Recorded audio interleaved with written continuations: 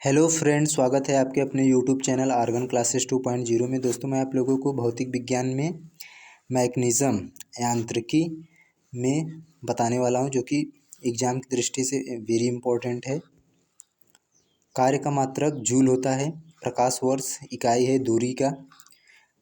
Question number 3, निम्नलिखित में से कौन सी मात्रा जड़त्व का माप है? द्रव्यमान।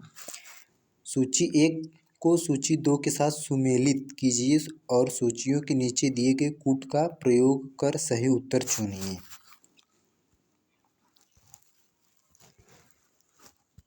इसका सही उत्तर ऑप्शन नंबर सी होगा।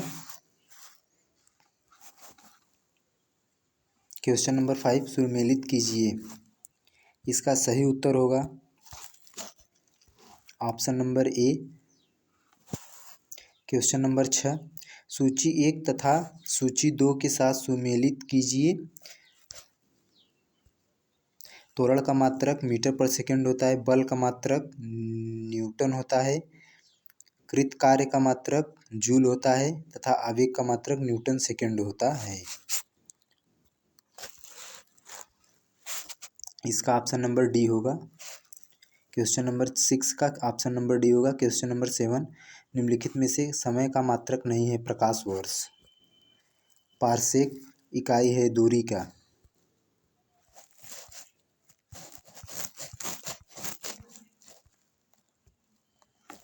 निम्नलिखित में से कौन सा एक सुमेलित नहीं है? डेसिबल ध्वनि की प्रबलता की तीव्रता की इकाई है। ऊपर वाला सही है, ऑप्शन नंबर ए। बी अश्वशक्ति शक्ति की इकाई है, ये भी सही है। सी समुद्री मील नौ संचालन में दूरी की इकाई सेल्सियस, जो कि इसका सही उत्तर होगा ताप, लेकिन यहाँ पर उष्मा की इकाई दिया है, यही गलत है। ऑप्शन नंबर डी गलत है। इसका आंसर यही होगा, ये सुमेलित नहीं है, डी वाला। क्वेश्चन नंबर 10, ल्यूमेन किसका मात्रक है? ऑप्शन नंबर बी ज्योति फ्लक्स का।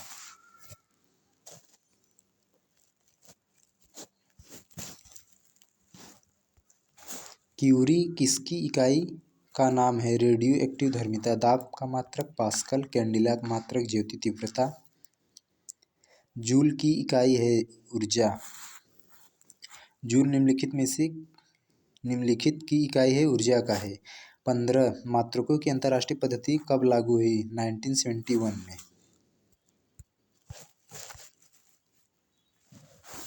खाद्य ऊर्जा को हम किस इकाई में माप सकते हैं? कैलोरी में।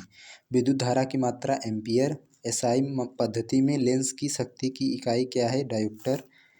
डेसिबल किसे नापने के लिए प्रयोग में लाया जाता है? वातावरण में ध्वनि। एम्पियर का नापने की इकाई है करंट। यंग प्रत्यास्था गुणांक का एसआई यूनिट क्या है?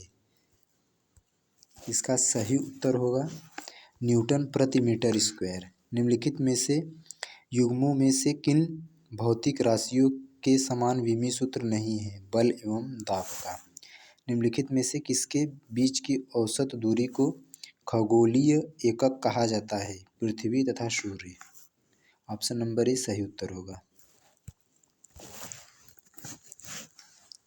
निम्नलिखित में से किसके बीच की औसत दूरी को खगोलीय एकक, ये तो मैंने अभी बताया है। 24, निम्नलिखित में से कौन वेक्टर मात्रा है? बल। ऑप्शन नंबर ए सही होगा उत्तर।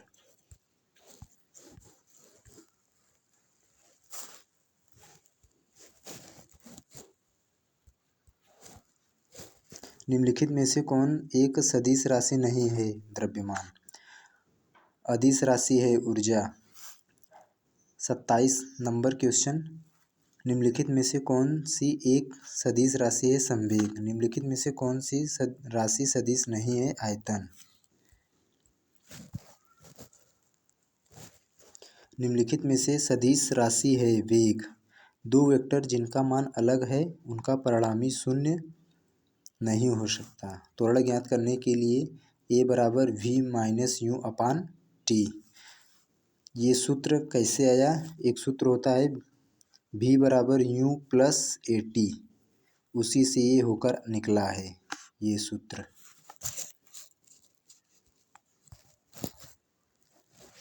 पदार्थ के संवेग और वेग के अनुपात में से अनुपात से कौन सी भौतिक राशि प्राप्त की जाती है? द्रव्यमान। शून्य में स्वतंत्र रूप से गिरने वाली वस्तुओं की त्वरण समान होता है। क्वेश्चन नंबर 34, एक लड़की झूले पर बैठी स्थिति में झूला झूल रही है। उस लड़की के खड़े हो जाने पर दोलन का आवर्तकाल कम हो जाता है। ऑप्शन नंबर इस सही होगा उत्तर।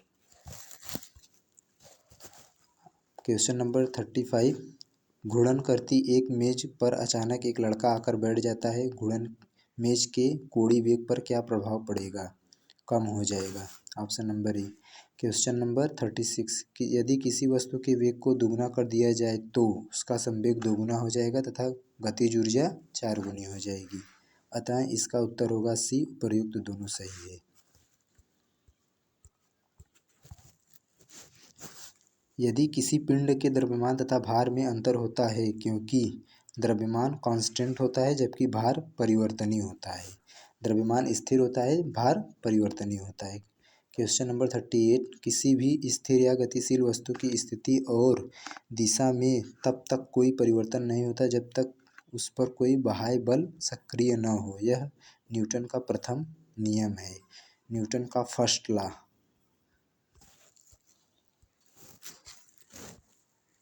क्वेश्चन नंबर 39, किसी असंतुलित बल द्वारा किसी पिंड में उत्पन्न त्वरण बल के अनुक्रमानुपाती होता है। ऑप्शन नंबर बी सही उत्तर होगा।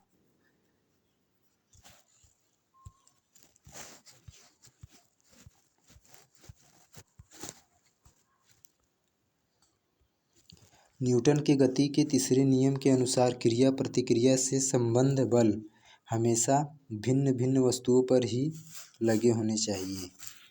क्वेश्चन नंबर 41, प्रत्येक क्रिया के बराबर व विपरीत दिशा में एक प्रतिक्रिया होती है। यह एक न्यूटन का गतिविषयक तृतीय नियम है, तीसरा नियम है ये। जल में तैरना न्यूटन की तृतीय नियम के अनुसार होता है। यदि कोई पिंड तब तक विरामावस्था में ही बना रहेगा जब तक उस पर कोई बाह्य बल कार्य नहीं करता। यह कथन न्यूटन का है। न्यूटन की गति के नियमों के अनुसार निम्न में से कौन सा कथन सत्य है? प्रथम नियम से बल की परिभाषा ज्ञात की जाती है। द्वितीय नियम से बल की परिभाषा ज्ञात की जाती है। तृतीय नियम से संवेग संरक्षण का सिद्धांत प्रतिपादित होता है। उपयुक्त सभी। इसका सही उत्तर होगा option number A. Question number 45, किसी पिंड के गुणधर्म को क्या कहते हैं जिससे वह सीधी रेखा में विराम या एक समान गति की स्थिति में किसी भी इस परिवर्तन का विरोध करती है? जड़त्व का। क्वेश्चन नंबर 46, न्यूटन के पहले नियम को कहते हैं जड़त्व का नियम। ऑप्शन बी राइट आंसर होगा। क्वेश्चन नंबर 47, गाड़ी खींचता हुआ घोड़ा किस बल के कारण आगे बढ़ता है? पृथ्वी द्वारा घोड़े के पैरों पर आरोपित बल से। क्वेश्चन नंबर 48 नहीं। क्वेश्चन नंबर 49, रॉकेट की कार्य प्रणाली किस सिद्धांत पर आधारित होती है? संवेग संरक्षण पर।